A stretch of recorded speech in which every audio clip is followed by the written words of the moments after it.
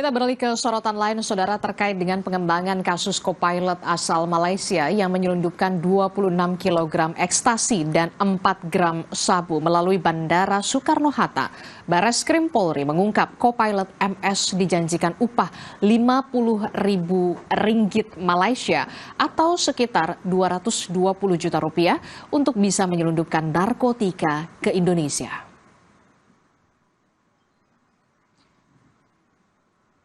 Inilah CCTV yang memperlihatkan bagaimana kopilot MS membawa 26 kg ekstasi dan 4 gram sabu di dalam koper saat tiba di Terminal 3 Bandara Soekarno-Hatta. Dari keterangannya, MS ini dijanjikan upah Rp50.000 Malaysia atau setara 220 juta rupiah untuk bisa menyelundupkan narkotika ke Indonesia. Tersangka juga mengaku sudah 3 kali membawa narkotika ke Indonesia, 2 kali di Jakarta, 1 kali di daerah lain. Diduga co-pilot MS masuk dalam jaringan internasional.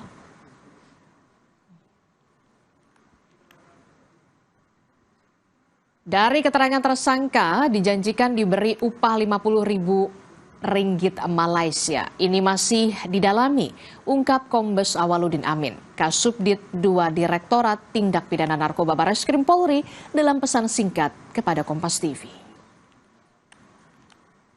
Sementara di Malaysia, otoritas setempat menyatakan investigasi menyeluruh dilakukan atas kasus co-pilot asal Malaysia Muhammad Saufi bin Othman yang tertangkap membawa 26 kg ekstasi dari Malaysia sampai ke Indonesia. Dikutip dari bernama, polisi Malaysia masih menyelidiki cara pelaku lolos dari pemeriksaan Bandara Internasional Kuala Lumpur. Dirjen Badan Pengawasan dan Perlindungan Perbatasan Malaysia menyatakan setiap kru penerbangan di Malaysia melalui pemeriksaan ketat di bandara. Pihaknya kini menyelidiki modus penyelundupan sang co-pilot.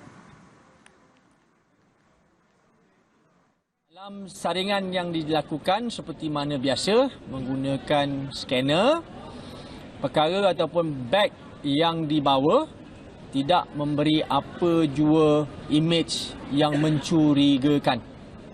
Justru itu, ia melepasi saringan biasa yang dilaksanakan oleh pihak keselamatan lapangan terbang antarabangsa KLIA. Orang nak bawa barang-barang terlarang ni mungkin dia menyembunyikannya. Mungkin cara dia membaluti barang-barang tersebut yang menyebabkan mesin scanner itu tidak dapat mengesan barang tersebut. So, modus operandi dia dalam dia menyaluti ataupun menyembunyikan MDMA itu dan methamphetamine itu adalah sesuatu yang kita sedang tunggu daripada pihak PDRM.